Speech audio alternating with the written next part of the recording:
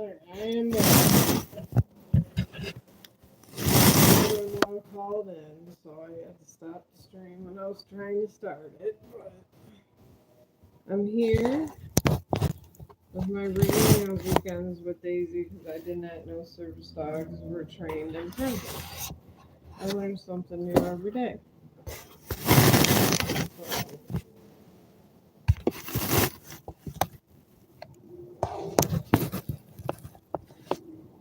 Alright. Then I took myself a shower and stuff. But I figure I'll get started with this so we can, because I actually did want to finish reading this book. It is a very good book. So I kind of wanted to get this done because I do like to vlog my book reading because I'm already reading it, so I might as well stream it. And it is a very interesting book, I think.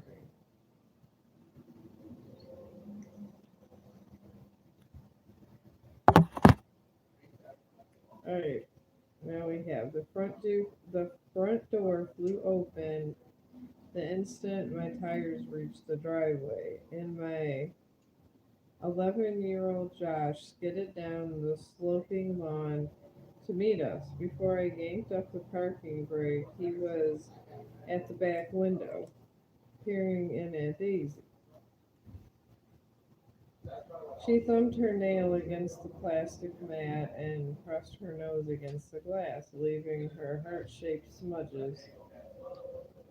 Desperate to break the barrier between herself and this new little person, who obviously couldn't wait to meet her. My first concern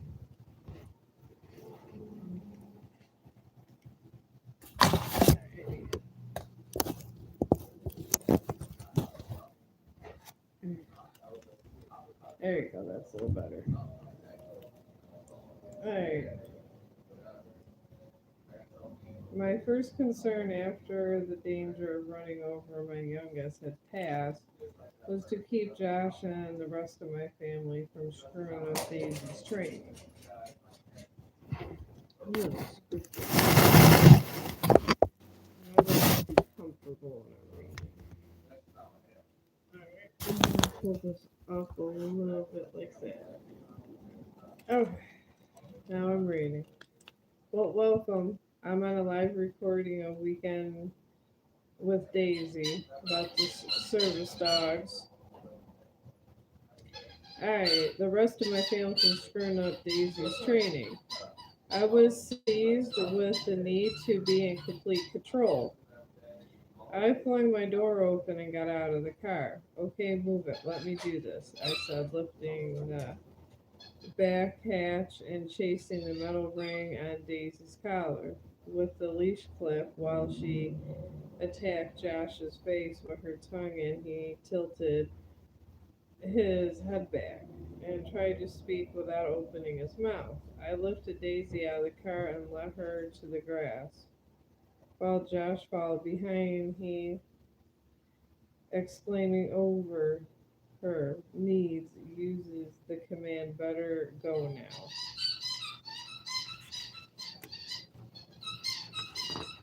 Two,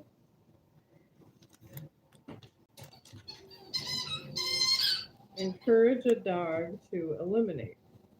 It's a useful tool, one I could have used on those sub-freezing nights when Tucker felt it necessary to personally inspect every scent molecule on the front lawn before selecting which one to pee on. For needs dogs, better go now is like the canine equivalent of making sure the kids have visited the bathroom before a long trip, but even more important, it ensures the dog gets everything out of its system before accompanying its owner onto, say, an airplane, where stepping outside to use the facilities is not an option. With Josh watching, I urged Daisy to better go now, and when she did squat, I praised her lavishly to enforce the connection between the words and the act. Well, hello there, cutie pie. Marty appeared and picked up Daisy, who squirmed to better reach Marty's face with her tongue. I could actually feel the groove between my eyebrows getting deeper. We're not supposed to pick her up, I said. Not sure, in fact, whether that was true, but needing to establish my role as Daisy's handler.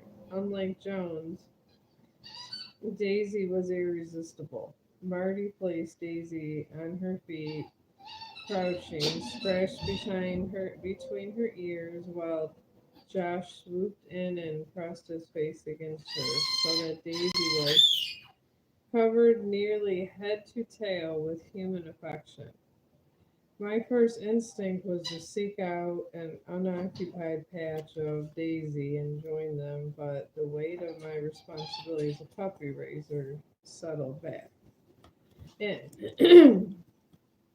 Excitement over the first weekend with Daisy was quickly being replaced by annoyance with my family and the growing realization that I was going to have to spend as much time training them as I was working with the dog. There's a big difference between training a service dog and raising a pet. When you bring home a pet puppy, you want to spend the first few days establishing a routine, forming a bond with the dog. You also want to set some basic rules of behavior. But most people tend to be pretty lax about consistency as a needs puppy raiser. I and my family not only had to be consistent, we had to follow the organization's rules. There are a lot of them, and not just the ones you'd expect, like keeping the dog off the furniture. The dogs were trained to love their own name, so we were to use it sparingly to preserve its magical ability to capture the dog's attention. We had to resist the urge to blather incessantly to our puppy so the dog wouldn't learn to tune us out. We were diligently maintain our role as keeper of all good, of things good, meaning we couldn't allow our puppy to help itself to anything it liked. Our puppy had to ask for and earn toys and treats, even permission to sniff the ground. We also had to work the flip side as a protector from all things bad. During orientation, Carrie had put up a slide that read, "No experience is better than bad experience." After a moment of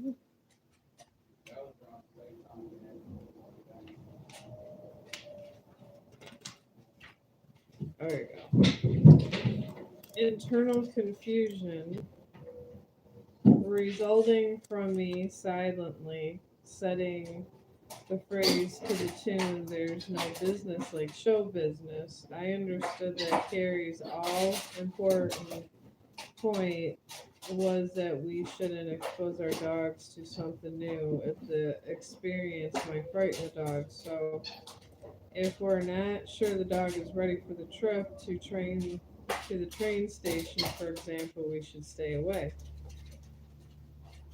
When we do try something new, the possibility very scary. We're supposed to expose the dog in degrees, first from 50 feet away, next time 20 feet away, and so on until the day when we're actually, say, boarding the train with our dog. It can take months of pain-stalking reconditioning to desensitize the dog to do something that once frightened it. Sometimes the dog will never get over that initial trauma. The best case scenario, one bad scare could set a dog's training back in months.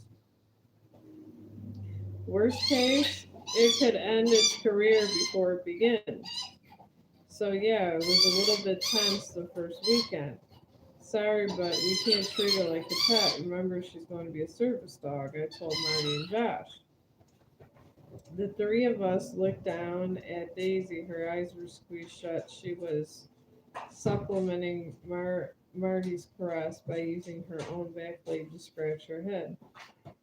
At that moment, the notion of this buttery little puppy would assist a disabled person seemed adorably far-fetched, like watching a 10-month-old baby palming Cheerios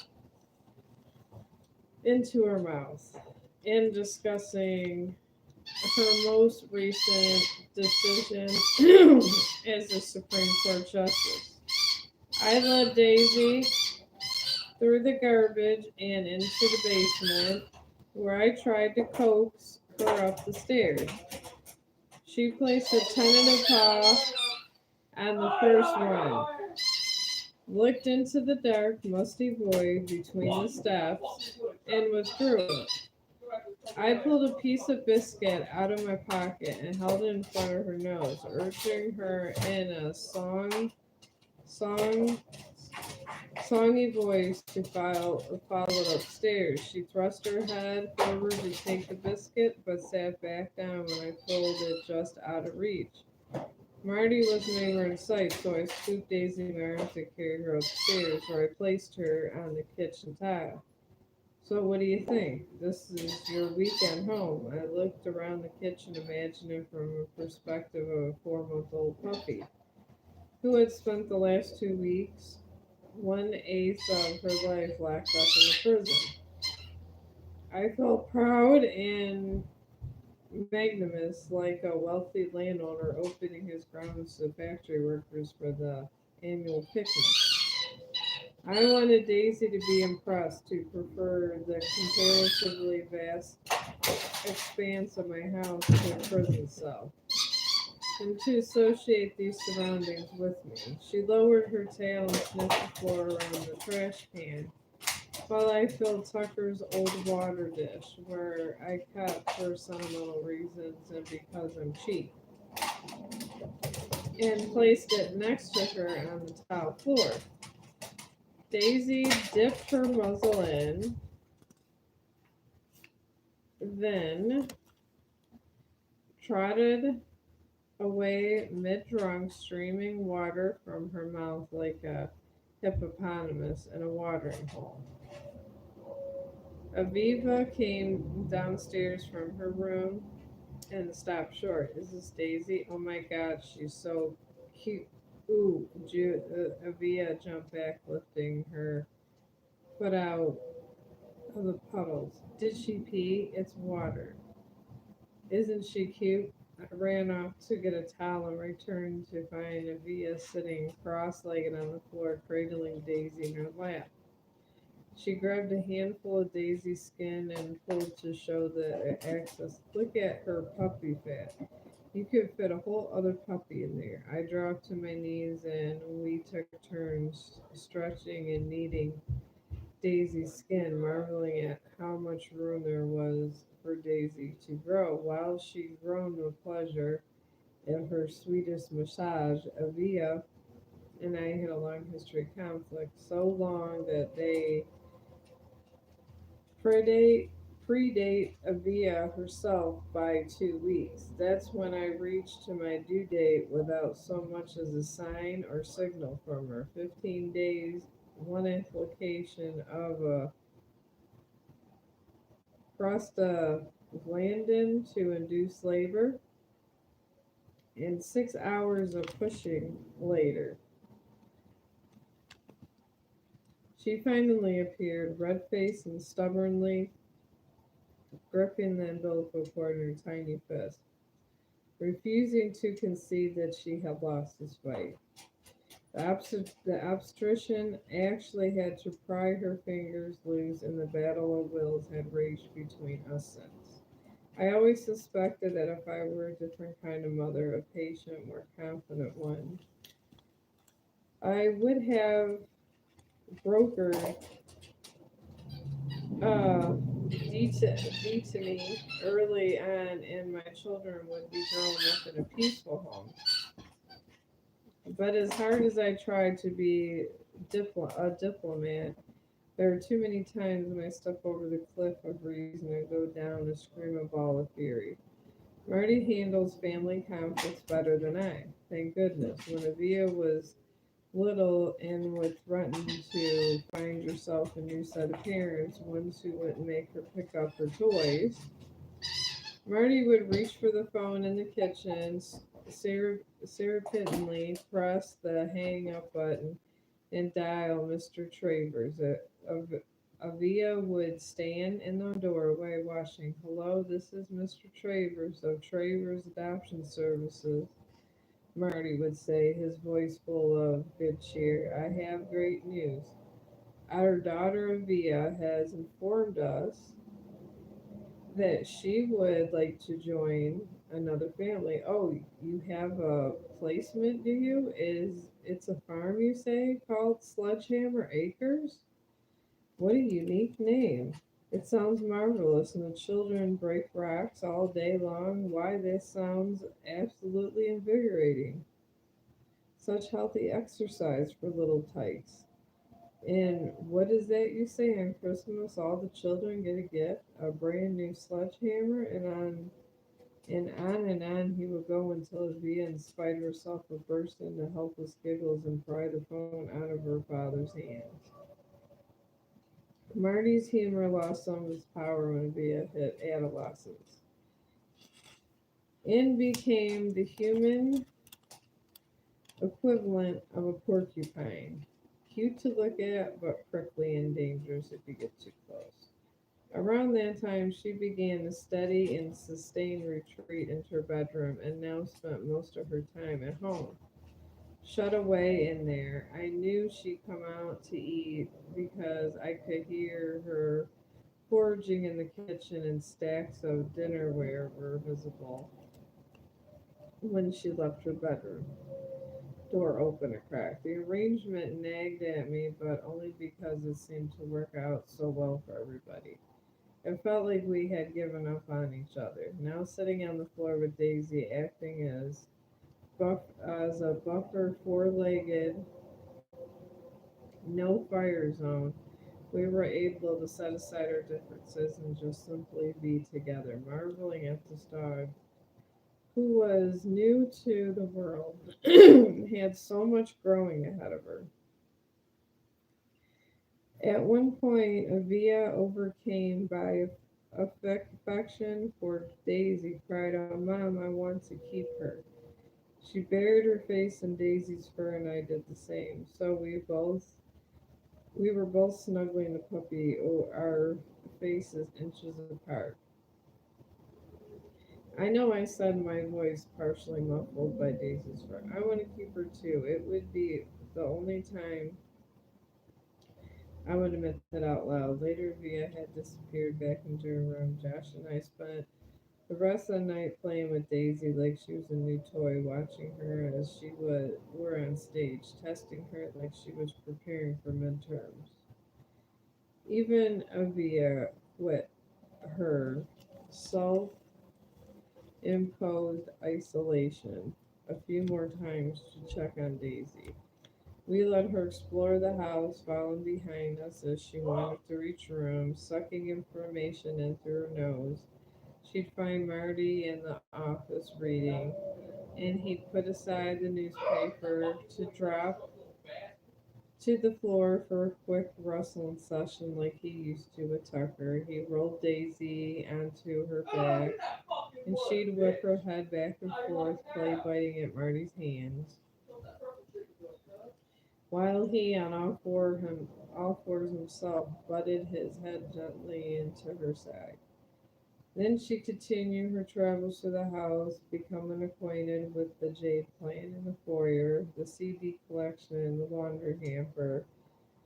During the course of the evening, I find myself smiling at our good fortune to be entrusted with this puppy.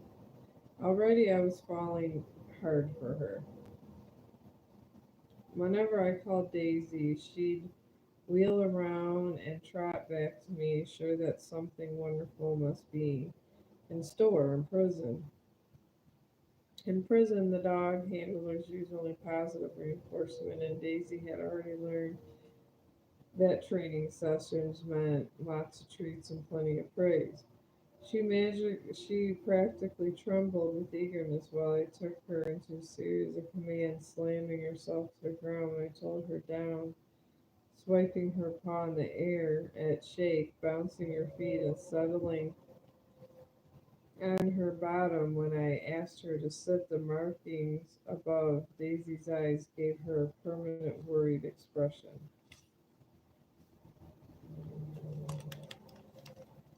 Making it look as if she was concentrating on extra hard so not to miss a command. I put her in a stay and turned my back to walk away, willing willing myself not to sneak a glance while I strode to the other side of the room. Once or twice Daisy followed me, and I'd return her to the exact spot on the rug from where she strayed. Hold out my hands like a traffic cop in a stern voice, remind her to stay. Then I'd speed walk to the other side of the room, turn and lift my voice into a joyful "Daisy, come!"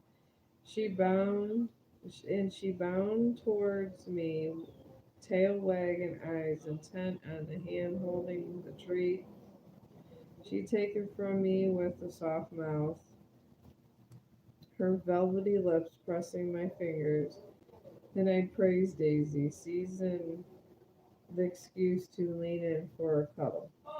Daisy was a sensory delight. Her fur was soft like a bunny's, and she smelled like a freshly dried laundry soap with warmth, but mingled with the slightly sour mouth note common to puppies. It was intoxicating as I breathed in her scent. My brain registered this olfactory information and I tucked it into a sensory memory bank where it took its permanent place beside our pleasant moments, pressing my nose on top of my baby's heads, inhaling deeply my own mother, and possibly soft skin as a child. I'd rub my cheek against her arm and breathe in her rose scented lotion. At one point during the evening, Daisy got up and wandered out of the kitchen, probably to see whether there were any new smells near the trash can. She was walking past the dining room when she stopped, pulling her tail straight behind her, sniff and unmoving. I followed her gaze to the sliding doors and, without getting up from the floor, stretched closer to get a look what she was staring at.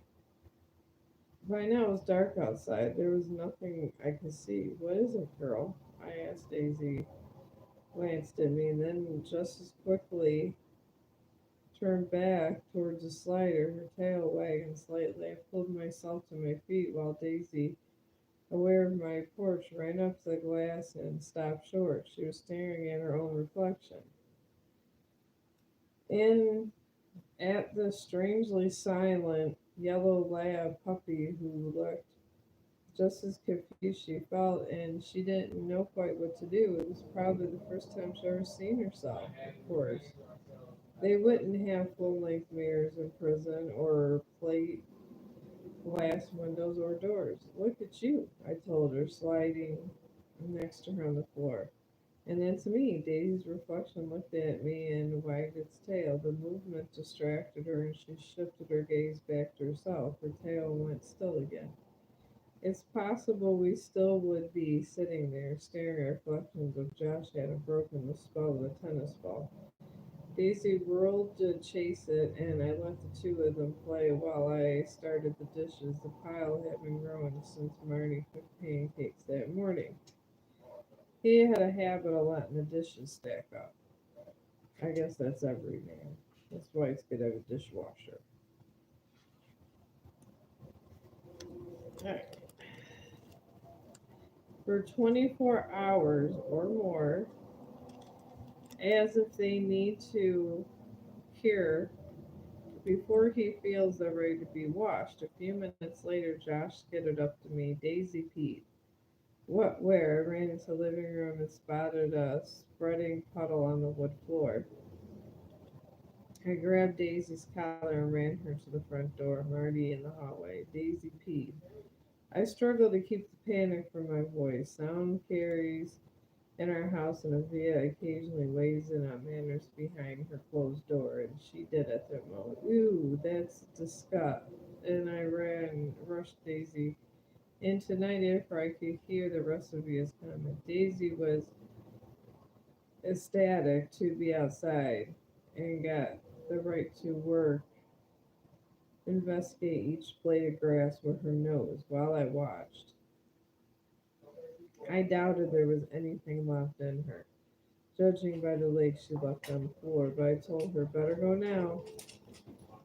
For a few minutes until it was clear and it was too late, I'd missed the opportunity. 30 minutes later, I was staring blankly at television, my Daisy gnawed at the stuffed lamb that I had bought at a pet store to keep her company in the crate. I kept replaying the event that led up to the accident. Daisy saw her reflection in the glass. She played ball with Josh, and Josh she peed. At no point did she stand in front of the door like Tucker used to. She didn't whine or bark. How was I supposed to know when she needed to be let out? Earlier, earlier in the prison, I had asked Keith whether she was housebroken, and he was non-committal, saying he takes her out so often that she doesn't really have a chance to have accidents inside. A movement caught my eye. I glanced over at Daisy, but my eyes were withdrawn instead of to a small heap of dog poop on the wood floor. Barely grazing the edge of the rug, I stared at it for a second, mystified by its sudden appearance before snapping to my senses. For a second time that night, I grabbed Daisy's collar and ran her to the front door and let her outside, hoping that too much time had passed for her to a safe shape to act with the outdoors. When we came back inside, Josh was in his room. Marty was cleaning up the mess with stoic reserve, and Via was yelling from behind her closed door, I'm not coming out until that poop is gone. I didn't know what I was doing wrong. How was I supposed to know when she had to go out if she didn't tell me? I needed to talk to Keith about this. I actually headed towards my computer to email him, but I realized that was an option. I couldn't pick up the phone and call him either. He was locked in a 6 by 9 cell. There was no way for me to get in touch with him. There was an entirely foreign feeling. I took instant access for granted. If the kids were busy having a problem in school, I emailed the teacher. When we were out of milk, I grabbed the phone and asked Marty to pick up a gallon on his way home from work. When the assignment gave me trouble, I walked over to the boss's desk. Keith might as well have been on the moon. That's how cut off I felt from him. On second thought, if he were on the moon, I'd probably have better be able to communicate with him. Prison was even further away. I suppose I could have called Needs, but I didn't want to bother anybody after hours. I also did not want to think I was incompetent, even if I felt that way myself.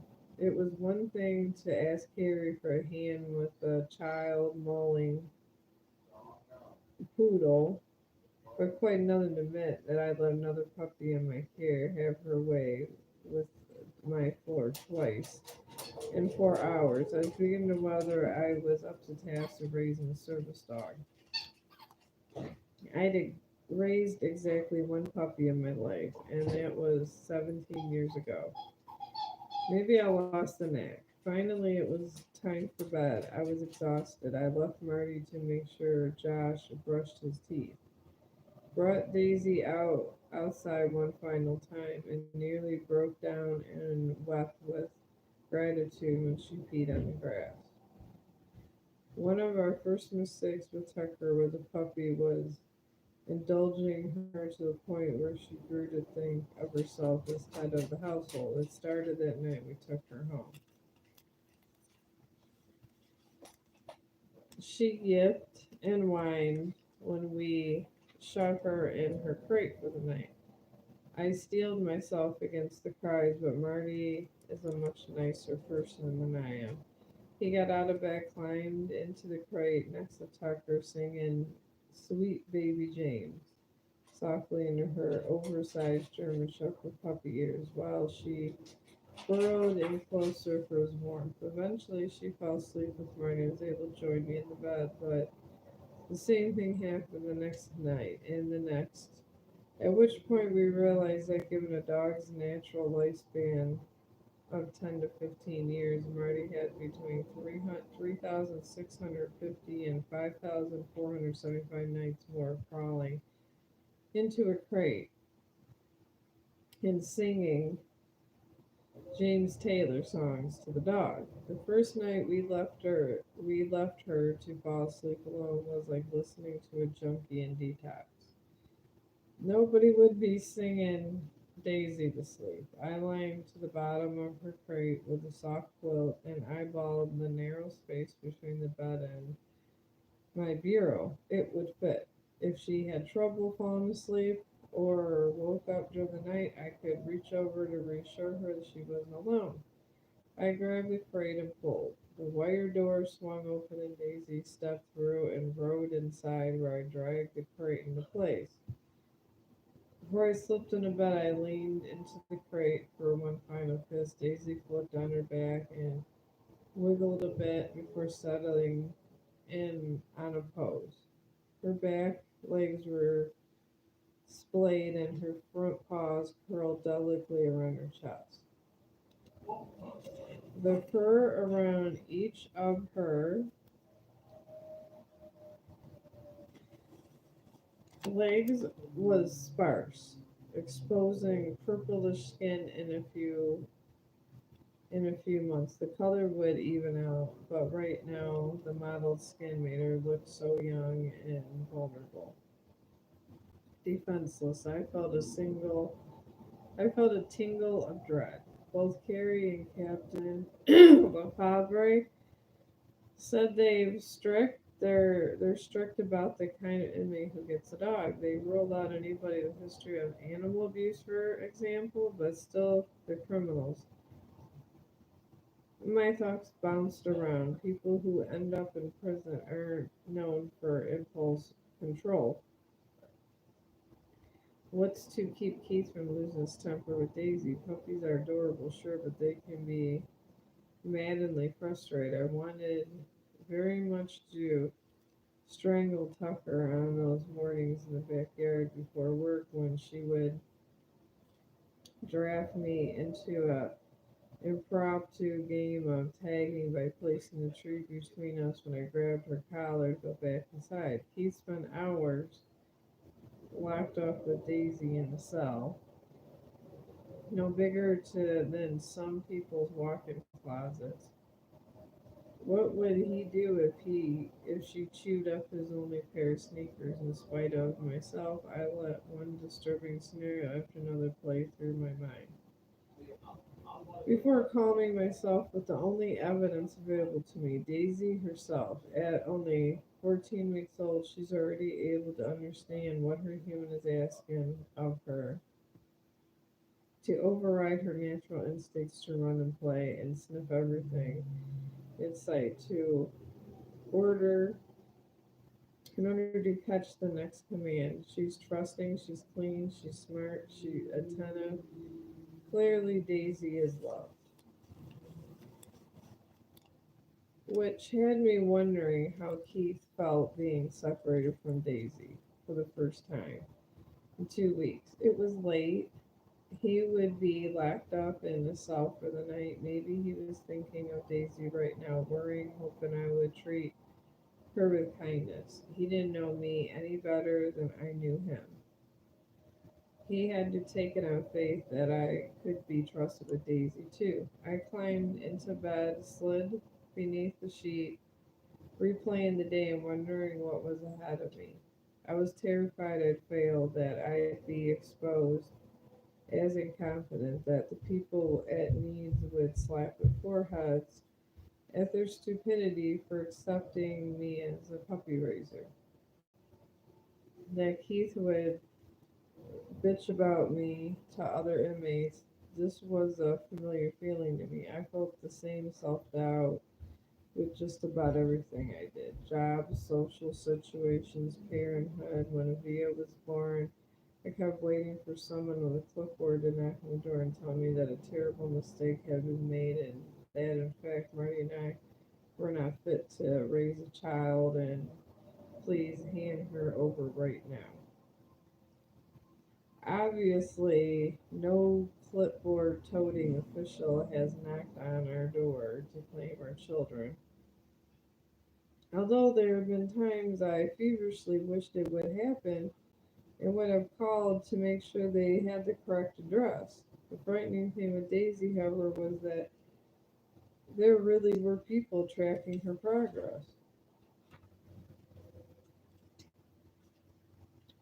It's a long chapter today. The fans in the window did little to cut the sweltering heat in the bedroom, and I had trouble falling asleep. My thoughts drifted to the day we brought Avia home from the hospital. It was just as hot. Our car didn't have air conditioning, and sweat dampened our clothes because we wouldn't open the windows more than a crack for fear a gust of wind would pull our newborn from the straps of her car seat and suck her out into traffic. I blame my irrational thinking on postpartum hormones. Don't ask me what Marty's excuse was. We weren't home in 5 minutes when we made our first mistake, and it involved our dog. Marty was unpacking the car while I settled the baby into her home. At least I thought he was unpacking the car. In reality, he was trying two helium-filled Meyer balloons from the hospital to Tucker's collar, with the plan to march the dog by the window where I sat. Except Tucker, being a 2-year-old dog, didn't see the humor in the plan. All she knew was that two shiny orbs had materialized in the airspace 3 feet above her head. They were angrily crashed into each other. Tucker took off in a panic, trying to escape those threatening objects, which of course followed close behind no matter how fast she ran. Marty came into the house looking agitated and broke the news that our dog had ran away. I stared at him in shock while he grabbed his car keys and told me that he was going to drive around looking for her. I stared at our tiny 6-pound baby swimming in a flowery pink jumpsuit my mother picked out for her coming home outfit. And I thought about how I'd forever associate this day with losing our dog. I don't know how long I sat there crying. Eventually, I pulled it together enough to call the police department, and those surrounding towns report a missing German Shepherd wearing a blue collar with balloons tied to it. Marty came home to check whether Tucker had returned, which set me in a fresh bout of sobbing. Then I took off in his car again to search some more. Hours had passed when a movement out the back door caught my eye. It was Tucker. She was slinking out of the woods across our yard towards the house, trailing two scraps of mylar behind her. For the rest of her life, Tucker ran from the room wherever she saw the balloon. No experience better than a bad experience.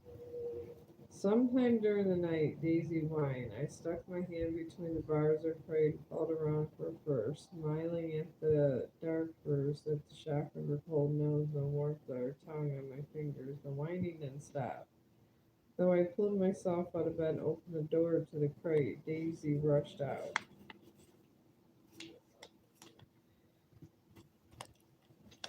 Bunny hopped down the stairs and raced ahead of me into the living room where she pooped in the same exact spot as before. Fortunately, Daisy was accident free for the rest of the weekend.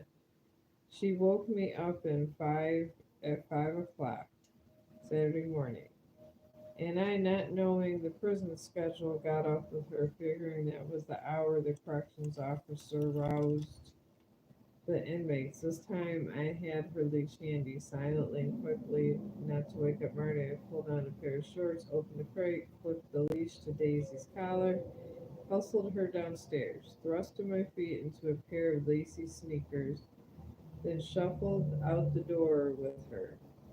When we were back inside, I made a mental note to keep a towel by the door to wipe off the dew on her feet, but for now, I let her leave a trail of moist paw prints into the kitchen. I emptied one of Keith's servings of dog food into a metal dish and placed it on the floor. Daisy sat in front of it, looked up at me expectantly. It took me a minute to understand that she was waiting for permission to eat. Okay, I smiled, and she plunged her face in the bowl, whipping her tail back and forth with delight. I marveled at her self-control in the face of the most favorite thing in the world, food. A needs dog has to be perfect in just about every way. She can't be aggressive or territorial. One way to raise a gracious dog is to let her know that she doesn't own anything, including the bowl of food she's enjoying at the moment.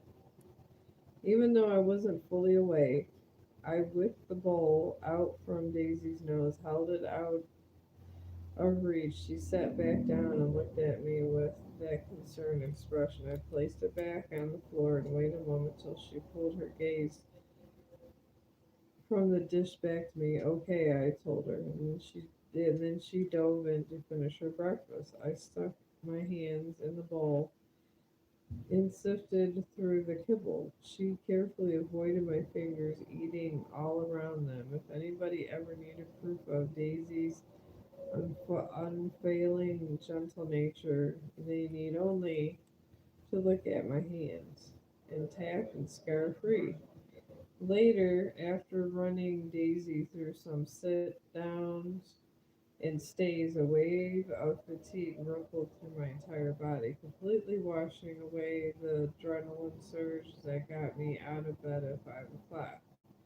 In addition to the smaller crate upstairs, friends have lent me a large one, which we kept in the living room. I opened the door and blinked heavily while Daisy stepped delicately over the threshold, turned around and flopped onto her side. I clicked the latch into place, collapsed on the couch, and slept. I don't know how much later it was when children's voices and unmistakable sound of a tail thumping against the metal rose me out of sleep. Josh's best friend, sisters Sarah and Catherine, who would live next door and bookend Josh in age.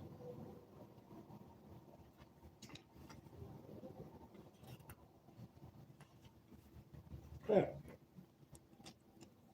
yeah, we're coming to a close. These aren't the longest chapters. We're squatting in front of the cage, exclaiming over Daisy. Hey, I said. Oh, good, you're awake. Can we take her out? Josh already had his hand on the latch. Yeah. No, wait, I jumped to my feet, remembering the housebreaking accidents and ran into the hallway to find Daisy's leash. Josh and the girls followed us outside. Sarah and Catherine took turns with the leash, walking Daisy around the yard while Josh ran off to find his bicycle. Carrie had written in my weekend instructions that I was to stick close to home so Daisy and I could get to know each other and start forming a bond. So that's what we did. Oh my gosh, all right.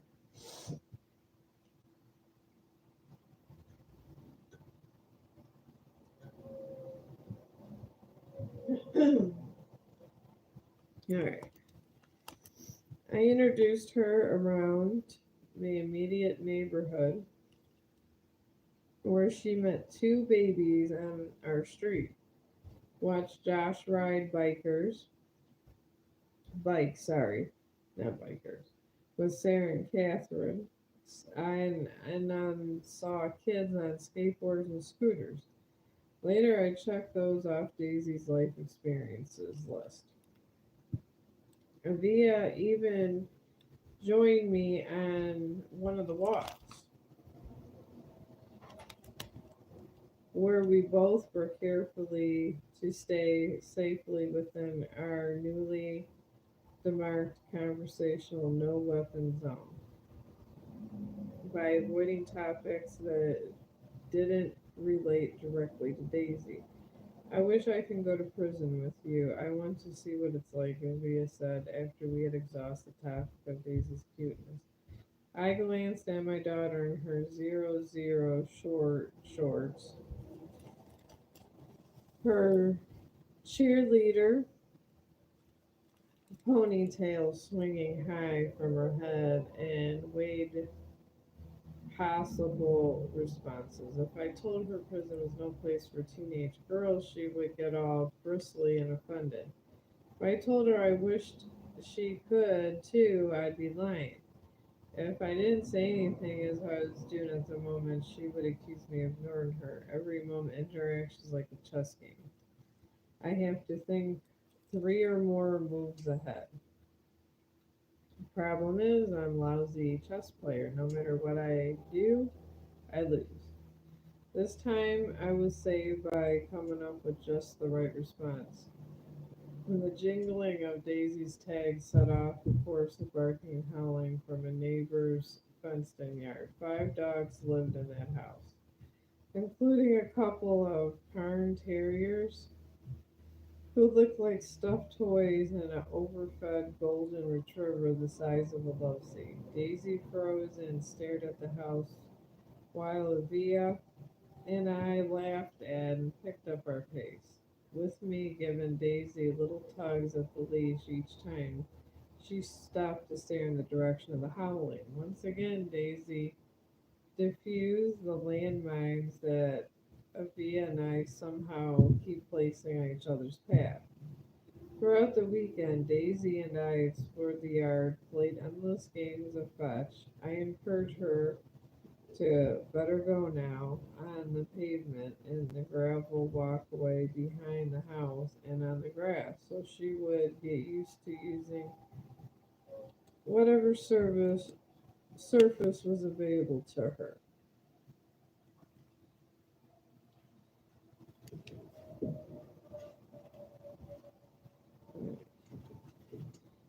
In in the house we practice thorough, which is the command for her to go when which is the command for her to go when entering a doorway. One of the most enduring commands is touch, which is to a needs dog means gently push your nose against the trainer's palm. Touch is a precursor to advanced commands to push elevator buttons, nudge light switches, and push doors closed. Throughout the weekend, Carrie's no experience is better bed experience played through my head as I tried my hardest to control every moment of Daisy's visit. Sunday morning, she woke me up at 5 o'clock again. By Sunday night, there was dark circles under my eyes. I was a little relieved when it was time for her to go. The family took turns saying goodbye to Daisy. Even if he came out of the room holding her shimmery blue painted fingernails out for a final touch. On the road back to prison, my gaze kept drifting in the rearview mirror for a glimpse of Daisy. I worried that she'd feel rejected, but somehow she failed the test and we were giving her back. But when we arrived at prison, I lifted her out of the back of the car to place her gently on the pavement. She perked up at me. He perked up at the familiar sights and sense of parking lot. On the way from the court, I thought about telling Keith about the barking accidents. Imagine him shaking his head in disgust at my failings, and decided to skip over that part of the weekend. But at the second I saw him waiting just inside the prison yard door, it flew open of me. I almost against my will, a little dark secret I had to unburden myself of. I scanned the reaction for derision or disappointment, but he just seemed surprised. He jerked his head to the side in a questioning manner and spoke to Daisy. Did you do that, girl? I looked at Daisy, half expecting her to respond. Keith grew thoughtful and asked me a series of questions like a technician trying to root out the sor the source of a equipment malfunction. His response was exactly what I had hoped for Friday night. When I reached for my email and answered Keith's questions, dutifully telling him that on the first night a couple of hours had passed when she'd been outside and when she peed in the house. Then I left the water dish out in the case. She was thirsty. That no, she didn't exhibit any signs that she needed to go outside. He was silent for a moment. Later I realized he was probably thinking through his response, so it would come across a suggestion rather than an order. The inmates are supposed to tell the puppy raisers how to do the jobs. When he spoke, his tone was helpful. This is what we do in here. We take the puppies out every hour, even if we don't think they have to go to the bathroom. That way, they're giving them plenty of opportunity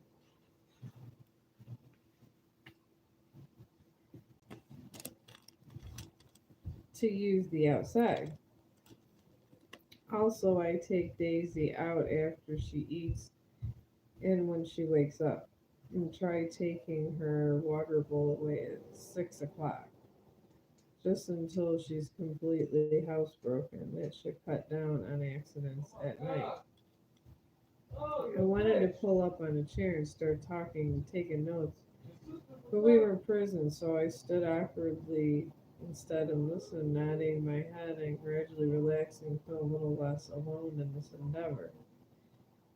The concerns I had about Keith the first night with Daisy when she seemed vulnerable and afraid all dried up and blew away, displaced by Keith's reassurance tone. He could have anyone anywhere who takes his job seriously and wants to solve a problem. It's not for the correction officers listening to our conversation. I might have forgotten I was speaking with an inmate. Before I left, I repeated Keith's instructions and told him that the next weekend, I would try everything he suggested. Seriously, I didn't know what I was doing wrong. I feel much better now. I looked directly at him, and when I thanked him for the first time for turning to leave, Keith dropped his eyes to Daisy and mumbled something about hoping that would work for me. He seemed slightly embarrassed, and I realized that he was probably cussing to thanks or praise. On the drive home, I replayed the weekend in my head. Caring for Daisy was harder than I thought it would be, though not as hard as being with Jones. But Keith's advice, I felt already for the next week. And in fact, I already couldn't wait to see her again. There was something about that puppy that completely captured my heart. I was halfway home and I realized that I've been humming Daisy, Daisy, give me your answer, do. I'm half crazy for all my love of you. It seems I already was. And we are done with chapter 3. I'm going to end the stream, and that was really, really, really nice and a beautiful chapter. And I am learning a lot with this book, so probably going to take a break, figure out what I'm going to eat for dinner, and then maybe try to get chapter 4 done. Be hopeful today. And I do appreciate anyone that wants to hear the book that's listening, because I try to give a good service to the world. So thank you for listening to me, and I hope everybody is doing well. And I will be back for the next chapter. And like I said, these will be on my playlist. I'm going to save it tomorrow when it clears and put it in some playlist and go by numbers. I think I got like 50 live streams now. So it'll go from like 50, it's like 50 something, just, and then the lower streams are my earlier ones. So I hope to see you for the next chapter and have a good day.